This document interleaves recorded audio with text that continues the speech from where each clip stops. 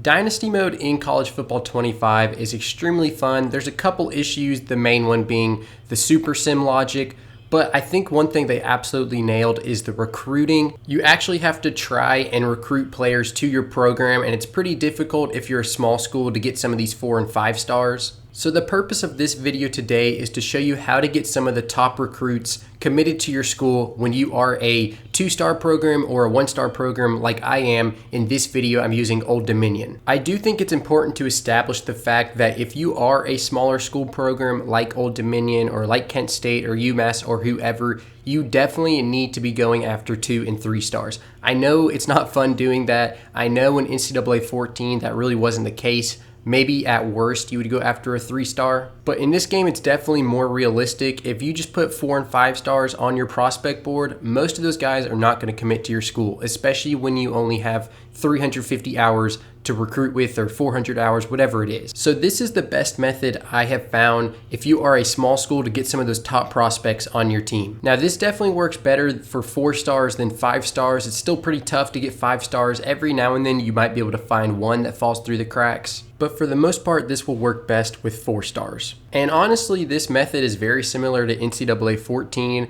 So partway through the season, you're going to go to the prospect list, and then you're going to want to sort by 4 and 5 stars, and then sort again by stage. And this will show you all the prospects that are still open within their commitment process, so they haven't even narrowed it down to their top 8. So I'm 4 games into the season. I'm currently sitting at 1 and 3, and it looks like there are only 3 5 stars that currently have an open commitment. And out of these 3, I can only add 1 to my recruiting board because the other 2 have deal breakers. And that's what you'll notice throughout this process. Most of these players are going to have deal breakers and you cannot add them to your recruiting board. But those ones that do not have deal breakers that exclude you, those are the guys you're probably going to want to target. Another thing you want to look at when you're doing this is their top schools. If they are about to cut down their list to their top 8, which you can tell by how far the bar is to the right, then you probably don't want to add them to your recruiting board because you probably don't have enough time to make up that ground and jump into the top 8. Or if you even do jump into the top 8, you probably still won't overcome all those teams in front of you and end up being able to get the commitment. So honestly, this guy right here, I would not add to my board. I did so just for the sake of the video, but he's too close to the top 8. And he's a 5-star, the chances of me getting this guy are extremely low. And you'll notice when we change it to the 4-star prospects, there's going to be several more guys that we can pick from and add to our recruiting board. So same thing, you're going to go down, look for guys that aren't excluding you because of deal breakers, and then also look at their top schools to make sure they're not about to cut it down to the top 8. The further they are away from cutting it down to the top 8, the better, because that gives you more time to get the commitment. So you can see right here, I targeted this tight end, Archer Griffin. The reason I did so is because 1, I was not excluded due to a deal breaker, and then 2, if you look at his top schools in the bottom right, he's only about halfway to cutting it down to the top 8, so I have plenty of time to jump up on this guy's list. Now here's an example of a guy you would not want to target because he's about to jump into his top 8 schools. You can see that because the Nebraska bar is almost all the way to the right. So he's about to cut down his list to his top 8. And then on top of that, Nebraska has a sizable lead.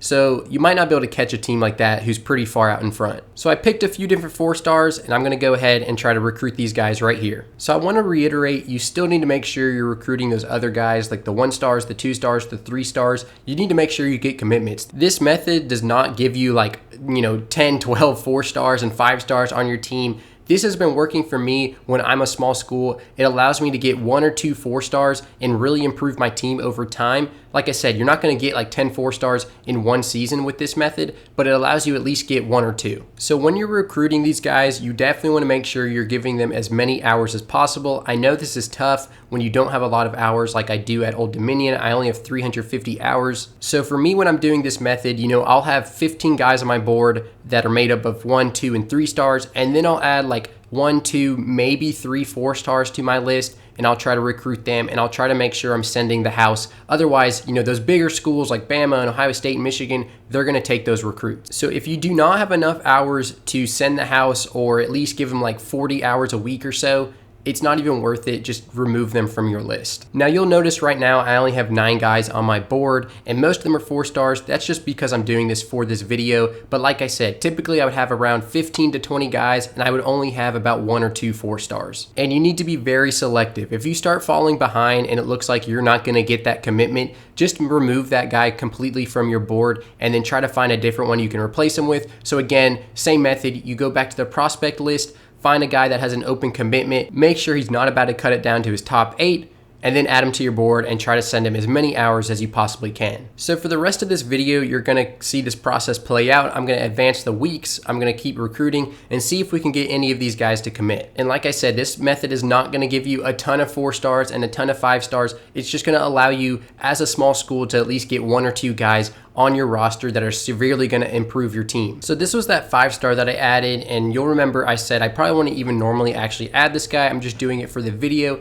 Again, at this point, I would remove him. Yes, I jumped up to number 5 on his board, but you can see that top 4 are pretty far in the lead. The chances of me getting this guy are very, very low. I would just remove this guy typically. And remember, if you have all those, 1, 2, and 3 stars on your list, you're only gonna have enough remaining hours to get 1 or 2 4 stars. So you'll see multiple on my list, but that's just because of this video. Hopefully we can get a couple of these guys to commit. So the actual recruiting process is just the same thing. You're not doing anything different. You just wanna make sure you're giving them as many hours as possible because you're competing with schools that have a lot of hours to give. And if you need a quick recruiting tutorial, I made one of those videos as well. I'll put it down in the description if you need that. But you can see how we're competing for a couple of these 4 stars right here with Griffin. We are number 2 on his list, as well as this Steven Roched guy. So we're gonna keep pushing hard for these guys. Now, like I said, if you ever find yourself where you have some extra hours remaining after you've already dealt with all of your recruits, then you can go back to the prospect list and do the exact same thing. So I'm going to the 4 stars here,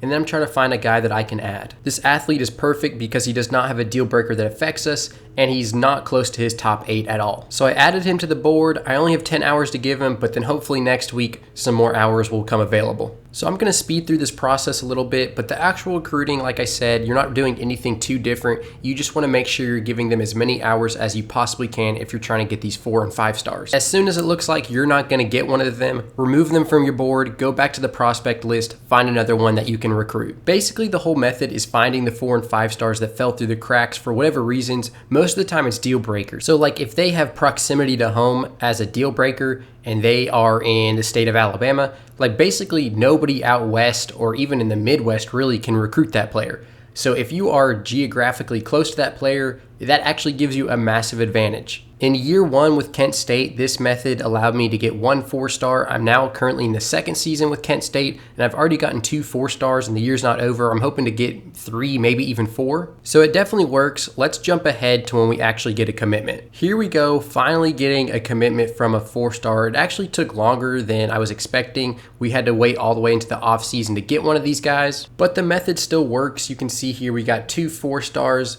Lavrone and Brower. So imagine you have been doing your regular recruiting throughout the year, getting, your 1 stars, your 2 stars, your 3 stars. Maybe you have like 15 commitments right now, and then you snag these final 2 4 stars in the off season. That's a massive boost to your recruiting class. And when you're a tiny school like Old Dominion, those 2 guys can probably start as true freshmen, and if not, definitely by sophomore season. Typically when I'm doing this, I do get at least 1 commitment during the season though. So let me hop into the 2nd season real quick just to see if I can get one actually during the season instead of the off season.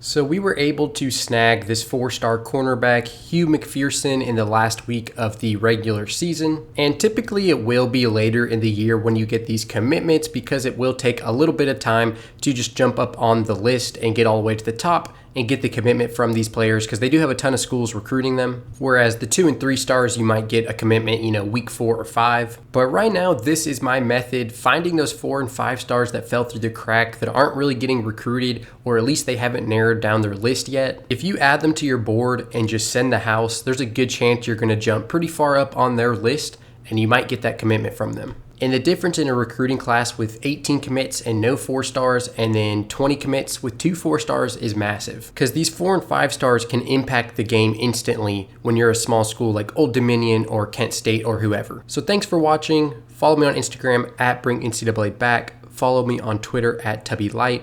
And then subscribe here for more videos just like this one.